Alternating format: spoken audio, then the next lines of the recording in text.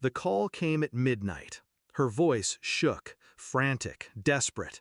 We could get arrested. I almost laughed. Not because it was funny, but because the words tasted like justice. After all the years of silence, of swallowing betrayal, of watching my family treat me like a guest in my own life, finally, they were the ones cornered. And all it took was patience. That house wasn't just wood and glass, it was mine. The only thing I ever fought for, the only piece of ground I hadn't surrendered to their greed. My beach house, my escape, my sanctuary. I worked 2 jobs for years to buy it. I furnished it piece by piece, never owing anyone a dime. And yet, my family, the people who knew exactly what it meant to me, treated it like a summer rental they had rights to. It started small. A weekend getaway I wasn't invited to. Cousins posting pictures on Instagram I hadn't approved. Then the messages. "We'll just use it when you're not around." Not questions, statements. The first time, I let it slide. The second time, I tightened my jaw. By the third, I knew this wasn't ignorance, it was entitlement. The betrayal revealed itself in layers. I found a listing, not a casual family stay, an actual online rental posting, photos of my furniture, my kitchen, my bed, booked under my mother's account. She had turned my house into her side business, and they never expected me to notice.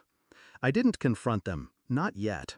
Rage is easy. Revenge requires patience. So I waited. I tracked the bookings. I watched as names and dates filled the calendar. Weekends, holidays, vacations. Then I saw it. The jackpot. A wedding. 100 guests. Paid in full. Deposits cleared. Every detail set. I knew exactly when to strike. 2 months before the wedding, I walked into the county office. Calm. Professional. I filed a new lease agreement under my name. Locked in. Legally. Ironclad. 1 month before, I changed the locks. Every door. Every window. Security cameras installed. Alarms synced to my phone. 2 weeks before, I spoke to the event planner. A casual call. I let slip that the venue might not be available. I didn't cancel. I didn't interfere. I just planted the seed of doubt.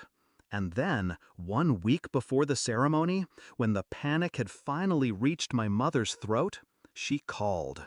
"Please," she begged. "They've paid thousands. We'll be sued. We could be arrested." Her fear was sharp, almost sweet. I reminded her of something she once told me when I was a teenager, standing in the kitchen after she sold my guitar, the one thing I'd saved for on my own. "You don't own things in this family," she'd said. "We share. Everything belongs to everyone." Now, I finally had my answer. "No," I told her. "It belongs to me. It always did." The fallout was brutal. The wedding party arrived, only to find locked doors, cameras watching, no access. Lawyers got involved. The couple demanded refunds. My mother's reputation bled dry in front of family and friends. She tried to spin it, tried to make me the villain. But the lease was legal. The locks were mine. The evidence undeniable. For once, they couldn't twist the story. The night after the wedding disaster, she came to me. Not screaming, not furious, just hollow.